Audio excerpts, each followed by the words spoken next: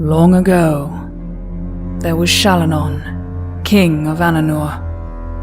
When his sons Lokos and Silica traveled north to find the cause of their father's illness, they witnessed great and terrible things. It was beneath the mountain Lasheol that Silica perished, and Lokos beheld in the sky a wondrous message. When he returned to the south, he overthrew his father, and he took the name of the mountain as his own. It was there, in the ruins of Ananur, that Lasheol assumed the mantle of the first Lashatha. Gifted the world, he led his people north and raised the great city of Athurian.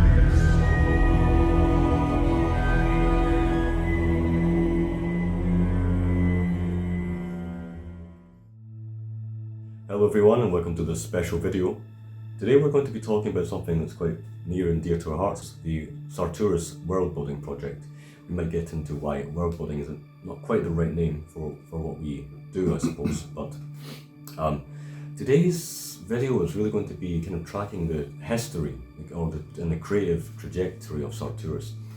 Everything from the very first conceptions down to how we kind of learn to write and draw along with Sarturus. It's kind of the thing that has kind of grown up with us, and indeed it actually started around 7 or 8 years old or so, perhaps a tiny little bit earlier. But what I suppose we're going to do is cover up the kind of the big jumps, but we're also going to be talking about the philosophy of Sarturus as well and how that relates to Thitherword, and the kind of differences and the kind of changes in our beliefs over time and things like this. But before we get ahead of ourselves, we're going to discuss the very first conceptions of Sarturus.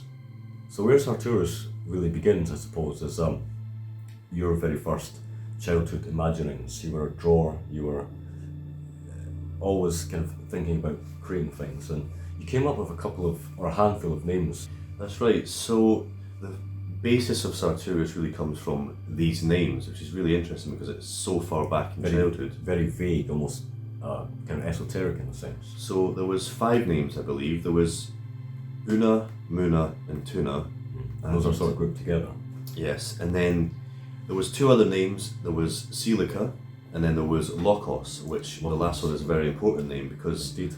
that grew into a very important character in Sarturus. Indeed, related to the very first events, the most high and most, I guess, for lack of a better term, serious events in Sarturus. Lokos really was a name that I stuck with for whatever reason. We liked names in childhood just as we do now, but Lokos really, it began as actually sort of a graphic novel / comic book. As Taylor said, I used to draw quite a lot, and that's really where all my sort of passions went into, the Lokos comic book. And to be honest, I can't really remember how that began now or what it actually was about, but we do remember that it had the name Lokos. The comic book was called Lokos, and I think the main character might even have been called Lokos. I think so, and that's what I remember. On that point about names, I find that we've always been kind of attracted to these more, for lack of a better term, sort of fantastical names, fantastical concepts. So I imagine around the time you were trying to draw Lokos or incorporate them into graphic novel or comic book or panels or whatever it was, I was writing Kinshai Warriors. I might have talked about this on my channel before, but I have a very vivid memory of writing, looking at a CRT monitor and writing a story called Kinshai Warriors, and it was in the vaguest of terms or scenes. I remember a warrior fighting a shadow creature in a labyrinth, and I remember how we all seem to kind of gravitate towards the fantastic and the kind of the high and the serious, even as children. You can definitely get a sense of the genesis of all these ideas that sort of were birthed very gradually over time for Sarturus. And I think as well, there was even I recently discovered from 2005, I believe, which we would have been about 11 or so, and so about 11, you can find it online, of a little scene that I kind of sketched out. It was called, I think it's something to do with the Warriors of Light, trying to beat the cosmic darkness and things like this, and which is very prevalent to some things in Sarturus now that you could sort of relate to. Of course, it's very simple and kind of archetypal, good versus bad, light versus darkness, but it's also it's the very nature of fantasy, the universal, the transcendent in a sense. And of course, you might know why I kind of shortcut that term, but it's very much it's these high concepts. We weren't so much interested in, I imagine, I would say that other children might have written about sci-fi or even more mundane things. That's right. And I'm just talking about inspirations at that early age. We don't have to go into a whole big thing about this, but for example, it might be quite important to mention like things like Yu-Gi-Oh, because that was very ancient Egypt, light versus shadow, things like that we can just go think back to and think those are really the beginnings of things that would become the beginnings of Sarturus. You know, that's a very good point. So there's almost a sense that you don't want to mention these things because they're childish, but that's actually, these things work upon your imagination. They deserve a mention. They deserve a mention. In fact, when you said Yu-Gi-Oh, I kind of got goosebumps because I was thinking how much these things kind of shape you. And there's another one as well, Shaman King. Shaman King is very important. Very important. The concept of unity in Shaman King, these spirits that can go into you, things like this. Sort of a precursor to Princess Mononoke in a small way. In a small way, yeah, in some sense. It's just, it's difficult to kind of trace these things, but I think we grew up on the spiritual in a sense, in nature and kind of fighting against evil and kind of wanting that something more, the sense of, I suppose I'll talk about worldliness later on, but that sense of the world is a world kind of storied and beautiful. When you were a kid especially, there's a sense of losing yourself in a TV program and crossing over to the other side, going through portals, Yu-Gi-Oh especially with the Shadow Realm. It's all that sort of, and also we were fascinated by the term, obviously we were sort of young kids so we never really understood what the word sort of meant, but we understood the word was ancient and that was just really prevalent to us because I think it gave us that sense of wanting to go back in time, connecting to the past, and just the term ancientness really, it really links into basically all the things we're interested in now. Old fantasy, Tolkien for example, harking back to the past in that mythic mode. Really just everything, I suppose. So we've talked about childhood beginnings. We can then move on to sort of teenage years, and something that was very important to us in our teenage years was the MMORPG World of Warcraft. Indeed. That's really that's really the root of all Sarturus characters. The origins, indeed. I've talked a lot about what World of Warcraft means to me, and especially to you as well. I've written about World of Warcraft and how it kind of shaped my outlook in terms of ecology and things like this. Our lore is really, it's in the beginnings, it was these old shows and even mangas as well, which I might put some examples on the screen, but these very, very early elements combining with World of Warcraft in a sense, and that's and these things kind of then move forward into as we obviously grow older. And on the subject of names, something again that was very important to us were our characters and our characters' names in World of Warcraft, because we inhabit that world with that character. And one of the first characters, one of the most important characters that has its roots back in childhood as well, was Xanturi, and that really is one of the most important. It was a name, it's now a concept. It's now a concept, indeed.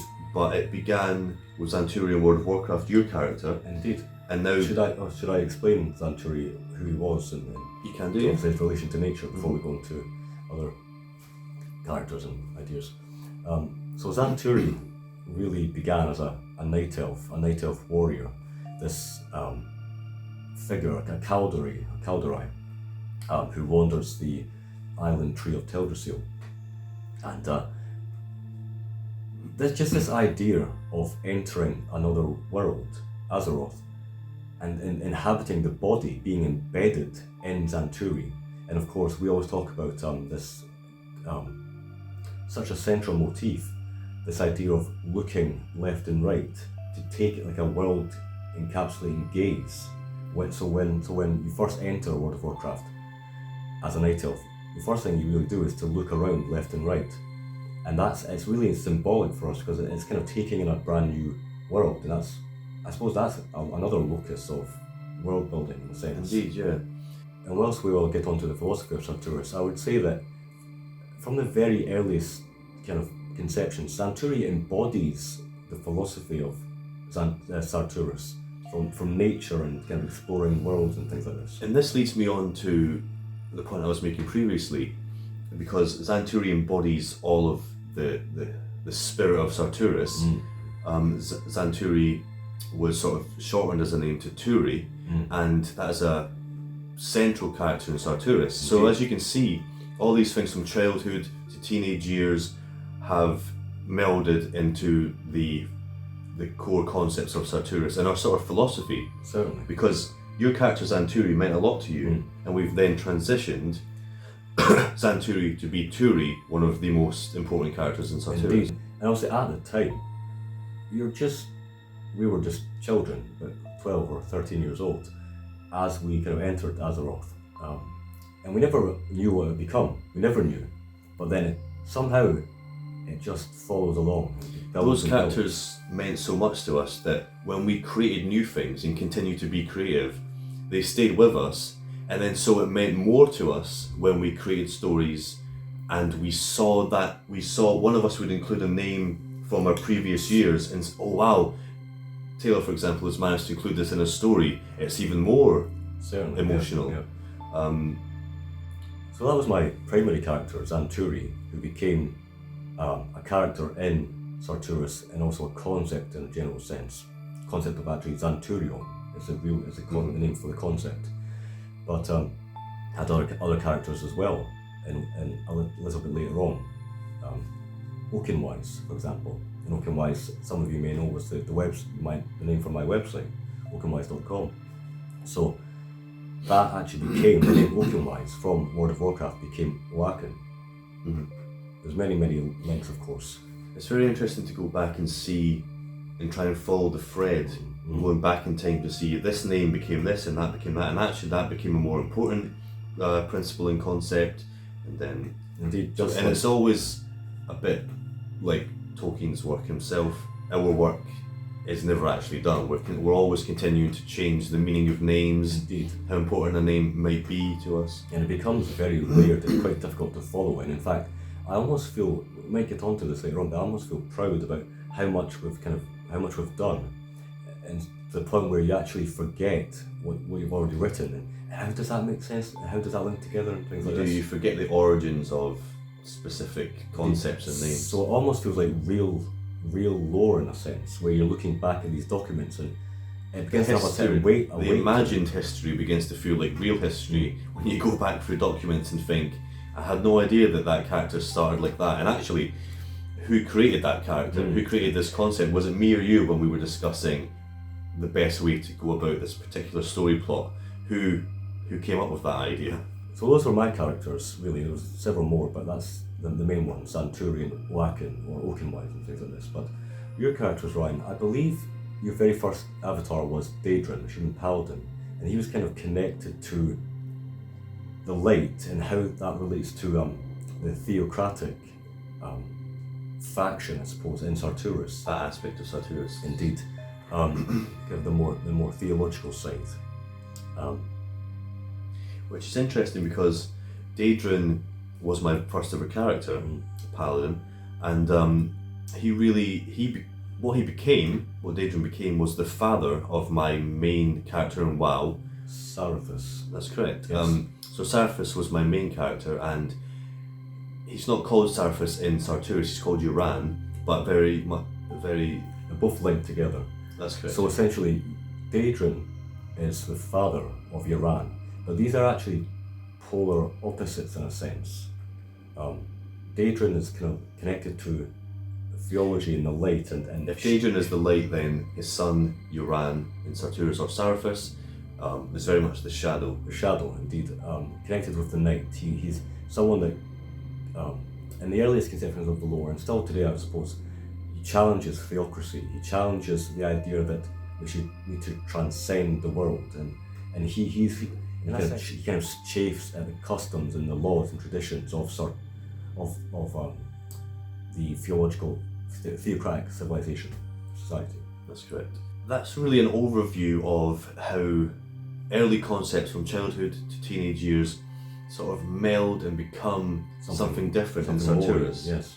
So I think talking about how all the names connect and the differences and changes over time can be a little bit difficult to follow, I suppose. So what we're going to do now, if it's possible, is to give a basic understanding of our world and the lore and what it means to us, the different factions and the different worldviews that come into play. Now, it's having written about 500 pages in prose and written many diagrams or constructed many diagrams and philosophical charts and audio dramas and there's a lot to get into here, but we're going to try our best to just have a free-form discussion of the meaning of Sarturus and the main actors in the world and how they kind of chafe against each other and things like this. So if we were to kind of encapsulate what Sarturus is, the basics of the story, it's really a struggle, a conflict within a single family, the Sarturus family. There was Daedrin, who was spoken about before, father of J.R.R. Sarturus, and Marissa Sarturus as well, the wife of Daedrin.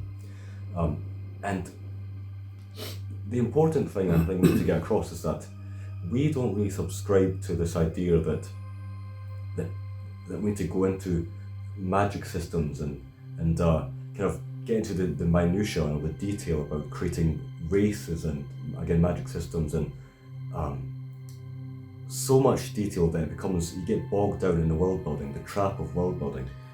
We call it a world building project, but it's actually, we write stories. Sarturus, in that sense, we don't like to call it a fantasy story because there are very few elements that are actually fantastical. It's a story about relationships and different philosophies, but it is very low fantasy, I think we'd call it. Low fantasy, but certainly not anything like, we have to ground the viewer, of course. Certainly not anything like Game of Thrones, and it's not gritty, it's not striving for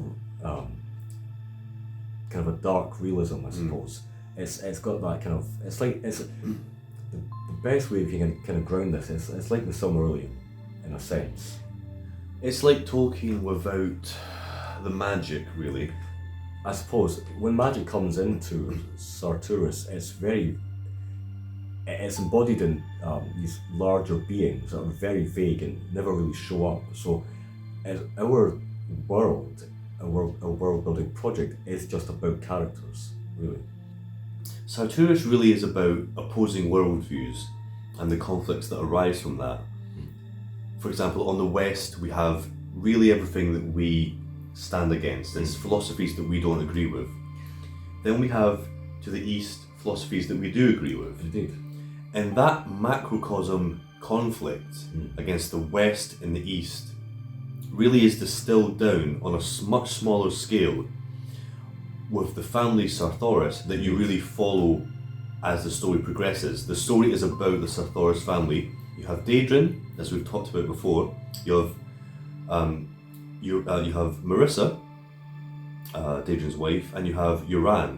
And now Daedrin is very much linked to the West, and he remains in that philosophy.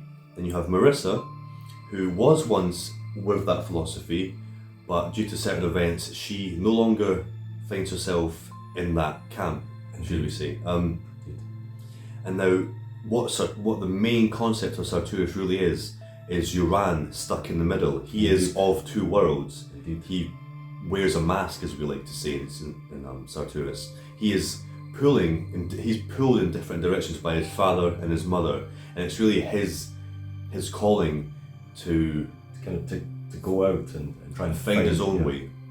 A little bit more detail. So we've talked about the West and the East.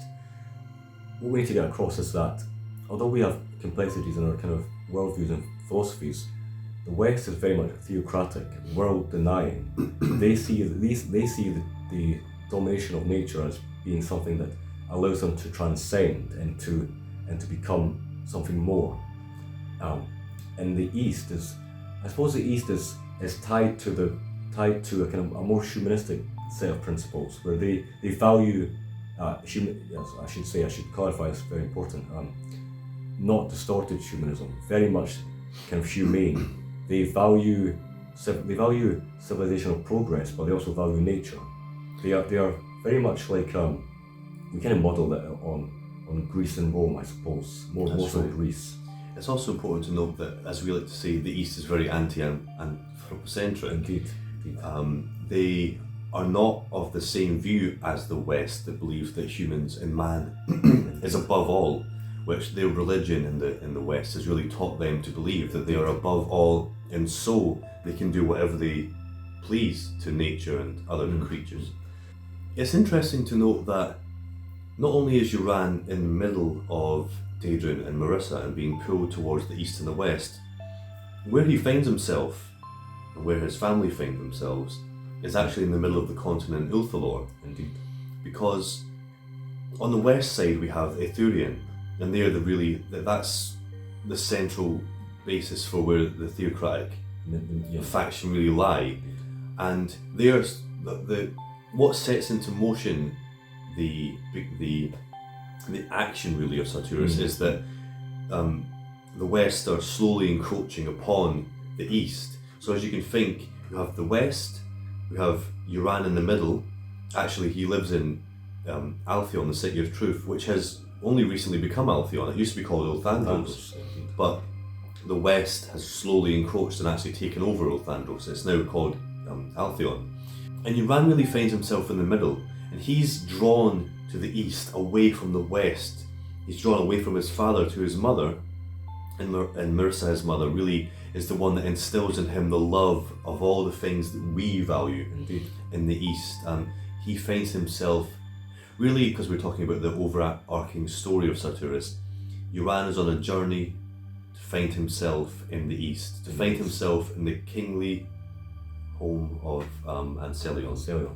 Ancelion being a character that really embodies the kind of humane. He's a very wise character, and he kind of despises the philosophy, the worldview of the West.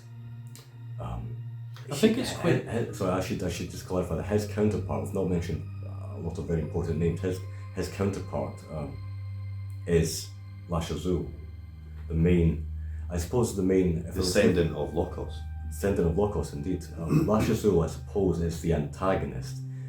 We don't try to portray someone like Lashazul as this big bad evil character. He's very much a secret. He's very much hidden from view. I was going to mention this. We're talking a lot about sort of an east and west dichotomy. It can sound very good versus evil. Yeah. Yes. There are obviously good sides to the west and bad sides to the east. It's not as clear cut as west is bad, east is good.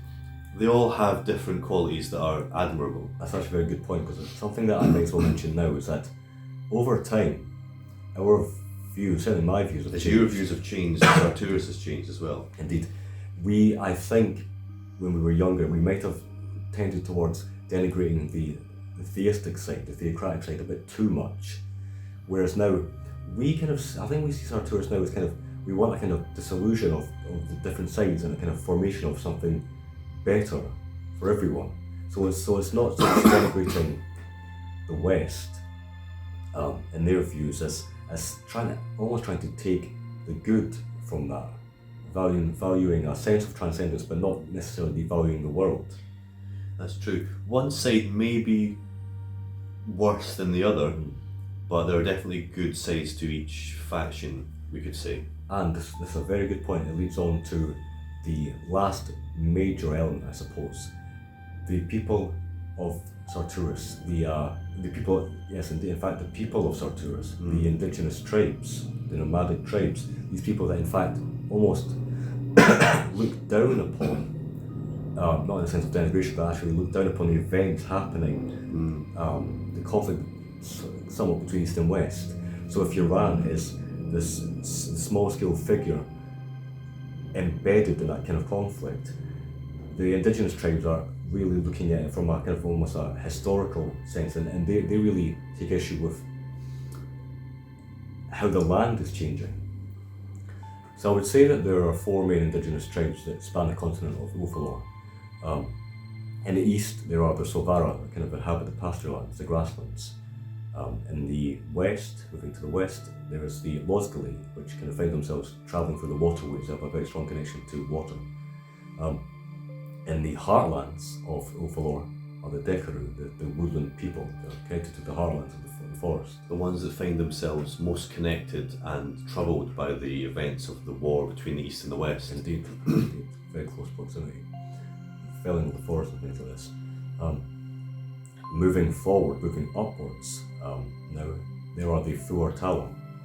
The Fuartala are the most important, I suppose, indigenous peoples. They're the oldest. They inhabit the most wild landscapes, completely untouched by East or West. Very much inspired by our own heritage, Indeed. Scottish Highlands. So in the West there is a theocracy, led by Lashazul. In the East there is the more humanistic, in a good sense, humanistic worldview, led by Ancelion, Lord Dunsany. In the North there is Turi. Turi really embodies the animistic worldview that the other tribes hold as well, but it's important to get across that the Fuartala are the oldest, the most untouched, the most disconnected in a sense from the happenings East and West. But it's important to note, and the reason we bring this up is because the West really is the, if we were to simplify everything, the West is really the philosophy that we don't agree with. The East generally is our way of exploring things that we do agree with.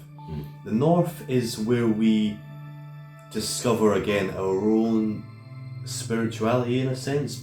The Fuartala are very mysterious people, and that allows us to sort of write about and discover things ideas that we might hold, that might hold some sway over us, or that we're still thinking about, and certainly things that we used to believe. It's that if the East are linked to nature in a sense, but they're quite removed, they're in a sense removed from it. The North are very much linked to nature, and it's a way of exploring what we feel in our core. They are the spiritual aspect of things. I would say it's quite hard to. And there are certain important actors in Sarturus in the East, Ancelion being one of them, that value the worldview of the indigenous tribes, and particularly So it's important to get across that certain actors in the East, and Ancelion being one of the most important ones, they value the worldview, the kind of animistic worldview of the indigenous tribes, and they are aware of the sorrow, I suppose, of the Fuartala and the Dekaru and people like this, and way back in the ancient days of Sarturus, there are strong links to people like Atraturus and Nilath, these people that also value the animistic worldview, I suppose. So, and that was kind of transferred into the city of Theandil in the east. That's correct. So I've given, I suppose, an overview of Sarturus. I think what we're going to do now is just talk about the artifacts that we've made, stories, maps, audio dramas as well, and also talk about where we stand at the moment in terms of who is writing for Sarturus, what our plans are, things like this. So I think it might be quite interesting if we sort of describe what each other are doing, not just talk about ourselves. So I think you obviously created Sarturus, you were the genesis of the entire thing with the Land Itself novel. That was really where everything began. In 2016, so quite a while away now, quite a while ago. You then continued to write quite large novellas after the Land Itself, and then a few more short stories. And I think recently, because you've been involved with other projects and you've been quite busy very busy with your different thesis, you don't write so much on Sarturus nowadays, but I think you're slowly coming back to Indeed, yeah. So writing Sarturus. That's a good point, actually. Yeah, I moved away a little bit from Sarturus I was writing short stories, fantasy reality short stories, I suppose you'd call them. It became my main interest in. Although I did create Sarturus, I kind of handed the duty, I suppose, over to you in a sense. So whilst I do take obviously a very strong interest in how the lore is progressing, Ryan actually has been making most progress, especially in making a compendium of all the lore, kind of sorting out the timeline and all the different worldviews and things like this. With your help, With my help, of course.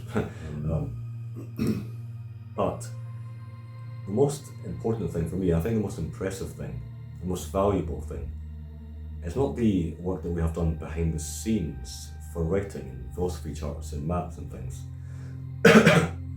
It's actually your audio dramas. Ryan, a couple of years ago now, or a handful of years ago now, actually, when did you create your last audio drama? Well, I would hesitate to call The Rise of Yoran an audio drama, I'd just call it an animation. But in 2019, that was my last project. Right. And sometime before that, there was the audio drama Serpents of the Heart. Yes. On a calm summer morning, there came out of the north a sight which had long been awaited. Daedran Sarturus, general and father, was returned to the holy city of Alphaeon under a golden sky. Yoran, the general's son, stood with his mother, Marissa. Now, as content as he had been to watch the display from afar, a great longing came into his heart when he caught the glint of his father's shield on the plain below, and he leapt with laughter as light as a spring in his step. He had taken but a few, however, before his mother bore down upon him and stayed him with her gentle touch. Sit. The general shall be with us shortly. Now, Yoran, you must sit here as the great lord commands. Can you do that? Be still now. Can they see us? The three, I mean. The gods see all, my child. They see the light of the Sulthari in your eyes, though that is not yet there. They see the many battlefields upon which you shall be victorious, even as your father, if you be as strong as he in your manhood. If that may not be, and you are to take after your mother's father, then all the unholy Unshathar shall you bend to the ways of the messenger, the blessed tongue. Of Daedran's passage through that dark valley he spoke, of the biting wind and grinding ice, until in the grip of winter they came at last to a high place devoid of trees and the light of the sun. A mist crept upon the highlands, and the ranks of the Shalashar drew close, for their enemy was not in sight, and they were deathly afraid. Then, even as the general himself turned away, a great rolling of drums was borne upon the highland winds, and with it came a man. He walked alone without spear or shield, but in one hand he held a tree branch, and in the other a black stone. Long auburn hair fell upon a mantle of leaves. He came on through the din with these things held aloft before him as if in surrender, but he called to the host, "The man is bleeding! Man is not the highest! He is not the oldest! The land is dying! The land is bleeding! Man is not the highest! He is not the oldest! The land is dying!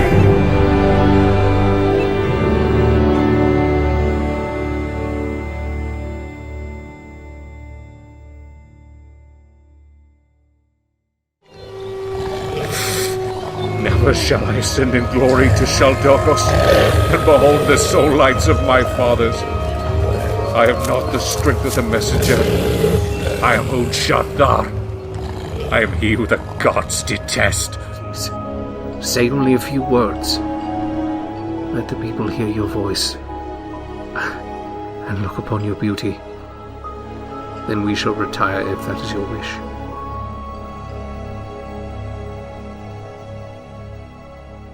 Cowards! World deniers! Dead bodies fall from the sky! Do you not see the truth of it all? No, The veil has been drawn and we are blind! Brothers are not brothers, sisters are not sisters. We rose from the timeless depths only to turn against one another. And for what? The glory of powers unseen. The gods are folly and hate. The cruel serpent is my tongue. Lo! See there the Sarturus at work. For does it not give foresighted communion with those in other worlds? Yea, there is a black emissary from Unshol, the Twisted Realm. Your training shall begin tomorrow, and Avarius will be your mentor. Son of Daedran, you grace these old halls with your presence. It has been long awaited. That I may train the next Exalted is an honor to which I cannot speak words enough. Come, sit with me on the steps, your aunt Sarturus. I desire speech with the High Sun. I would learn your purpose in battle, and I shall tell you mine. We are not as the heathen dogs. We are greater. The mind must first be cultivated, so take thought for the gods. Breathe deep their ancient essence. You must achieve that which is closely akin to the Lashard itself. For any battle may be your last. Ready yourself for death, and the fear of it will not be upon you. Become as like unto the gods, and the great hearts of our past which now dwell in Shaltokos. Draw up their power and fight, as though the black fiends of Unshol were at the very gates of the upper kingdom. My son, I grow old, and I could not now make the journey myself, I think.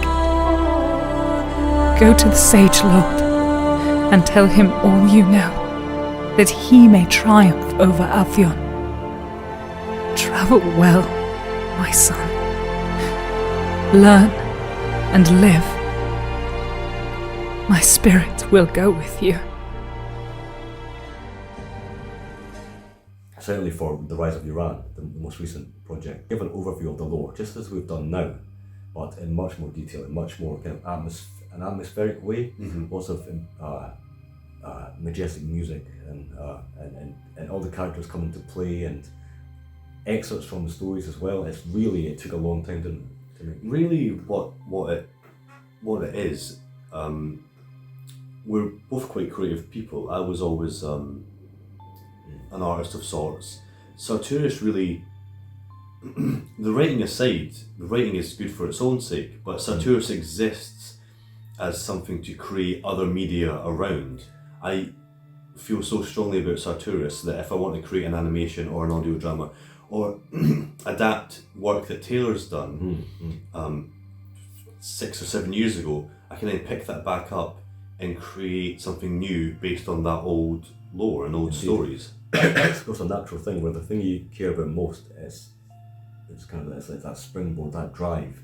Sarturus now no longer is just Sarturus. Sarturus to me means creativity as a whole, because the only things that I really create personally are based around Sarturus. So which means it just gets more important to me and more special as I create. Indeed, this is an important thing to bring up. In fact, whilst I read more, so I have to kind of take in more lore and other stories and things like this. I've written hundreds of short stories about other characters and things. I've written novellas like Moat the Dweller and Inward Gate and everything like this.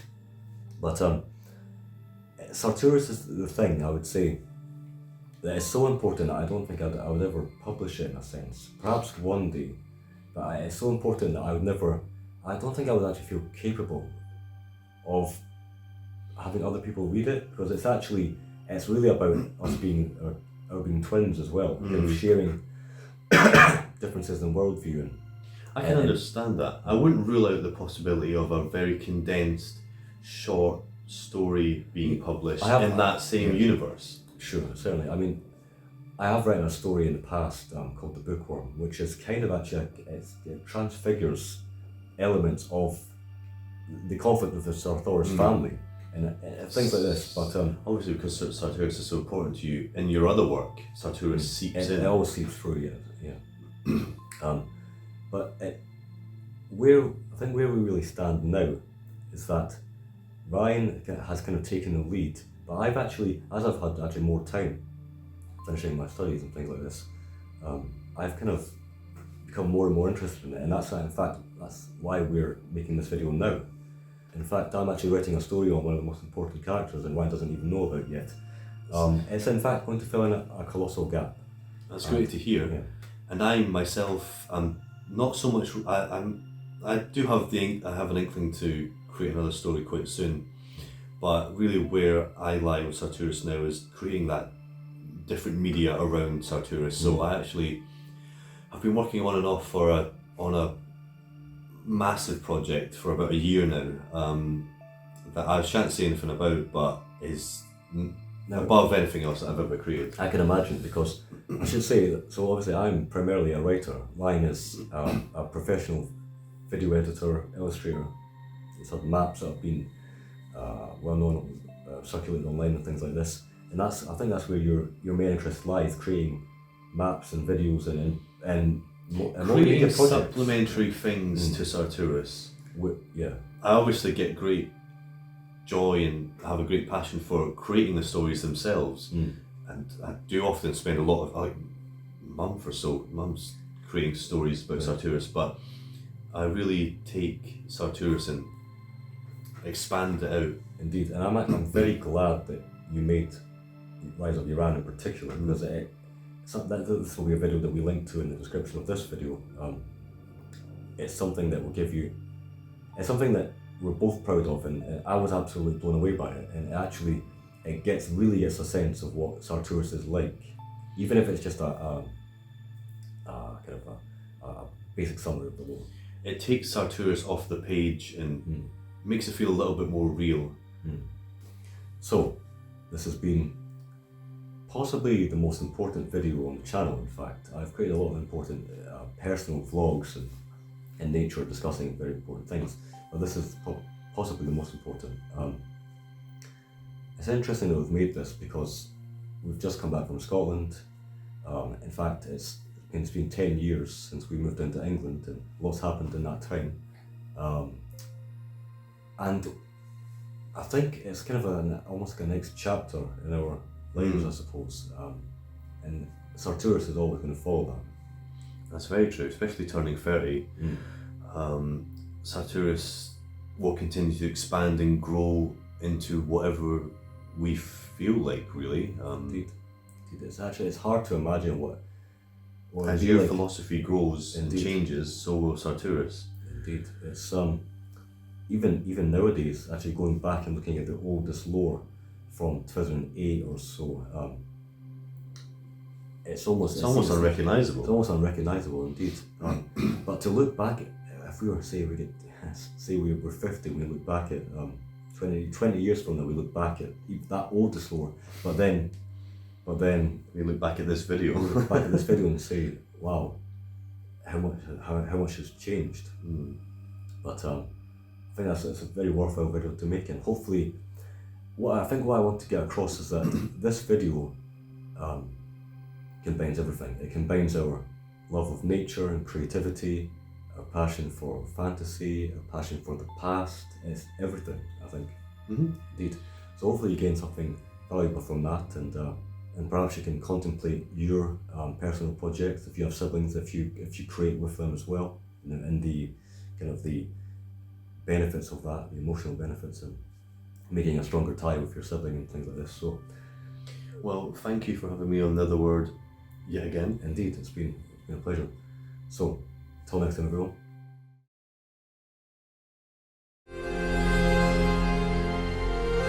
Shortly after Vrakar's departure, Daedrin discovered a book amongst Euron's possessions that Vrakar had gifted to Marissa. Long had the Exalted perceived the change in his wife and son, and now, with all secrets unveiled, he took Marissa and branded her in the name of Lasheol. Euron forced his way to Daedrin and struggled to free her, but he was overwhelmed and forced to submit. Let me pass! Father! Stop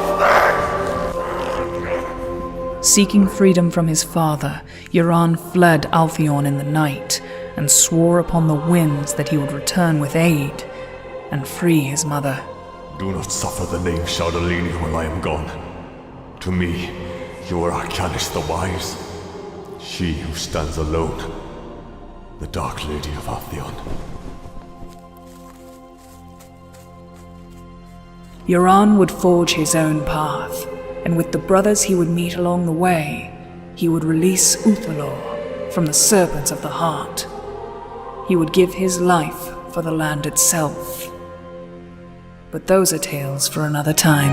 Prisoners of the mind is what they strive